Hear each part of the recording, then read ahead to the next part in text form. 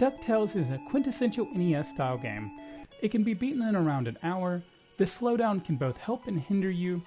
The mechanics are simple but layered, and it has a good number of secrets. Released in 1989, DuckTales was one of the early entries in a set of Disney licensed games that Capcom developed or published. Others include Darkwing Duck, Chip 'n Dale's Rescue Rangers, and later Aladdin for the Super Nintendo. According to Wikipedia, there are about 20 games in this set. Unlike many modern licensed games, several of these are very good to great, particularly for the time they were released. DuckTales seems like a very standard platformer. You run, you jump, you climb, until we get to Scrooge McDuck's cane. The cane can be used to hit various objects in levels like tree stumps or rocks, but the biggest mechanic by far is the pogo stick jump. By jumping, then holding down on the D-pad and holding down a secondary button, square on the PS4, Scrooge will put his cane below him and bounce on it like a pogo stick. This can be used to take out enemies, cross hazards, and bounce up to find secrets. The game makes full use of this mechanic. In the Himalaya stage, for example, if you pogo jump into the snow, Scrooge gets buried up to his waist in the snow. There are several areas where bouncing off enemies or chests will be necessary to reach a secret or advance through a part of the level. One area in particular has a rolling boulder following you and spikes along the floor. Without using Scrooge's cane, you wouldn't be able to get past this section. The pogo stick mechanic is not without its problems though. If Scrooge's body hits the ground before the cane, he won't pogo jump. The same goes for if Scrooge's body hits an enemy, but the cane does not. Occasionally, Scrooge will lose his pogo jump unexpectedly. This does not happen overly often, but it can be annoying when it does. Levels in the game are generally linear, but they do have branching paths to take, which for the most part, you can explore at your leisure, as long as you don't let the timer in the top right run out. I did encounter one instance where I was simply unable to get out of a boss area. The chasm at the bottom was too wide to jump without an enemy to bounce on, and I was unable to go back through the top of the screen. With these branching paths, there are many secrets to discover along the way. Some are just for extra treasure or an extra life, but two in particular add an extra health pip to Scrooge's life gauge.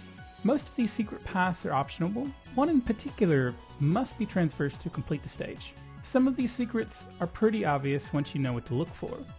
Other times, you expect to find a secret and one doesn't exist. The branching paths can do a bit to lengthen levels, especially if you take the time to explore, but a few stages can be completed very quickly by taking the shortest path to the exit. Speaking of the shortest path, if you're enjoying this video, please take the shortest path to the like button and the subscribe button if you haven't already. I would really appreciate it and would really mean a lot for the channel. Thank you so much. No additional items or abilities are gained that affect gameplay, so levels can be tackled in any order with one exception. The mines require a key from Transylvania, but getting this key is very simple as it can be found right at the beginning of the Transylvania level. While the game is not overly difficult, it does occasionally throw sections at you that are a bit more challenging, either by enemies being in awkward positions or some tricky platform sections. Luckily, the version of the game on the Disney Afternoon Collection has a rewind feature that can be used if needed. For more added challenge, there are actually 3 variations of the ending. For the default ending, just have a score of less than $10 million. Getting over $10 million and getting both hidden treasures will change the ending slightly.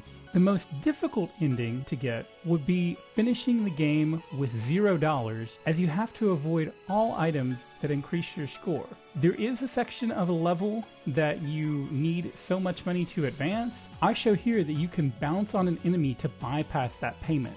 If aiming for the $10 million mark, consider taking advantage of the fact that using Launchpad and McQuack in a level will return you to the stage select screen without completing the level.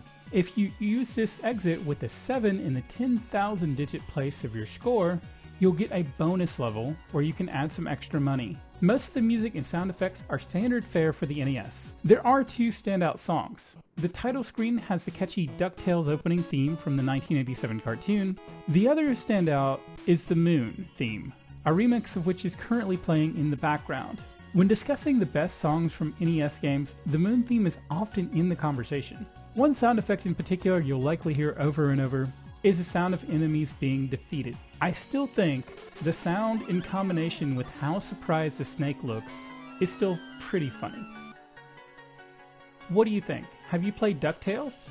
Is DuckTales 2 a worthy successor? What about DuckTales Remastered? I'm honestly still amazed that we actually got the Disney Afternoon Collection and DuckTales Remastered. The licensing deal for that must have been a crazy one. But I'm really glad we did, because it gives everyone a new chance to check out some amazing classic games. Thank you, everyone. Please like, share, and subscribe.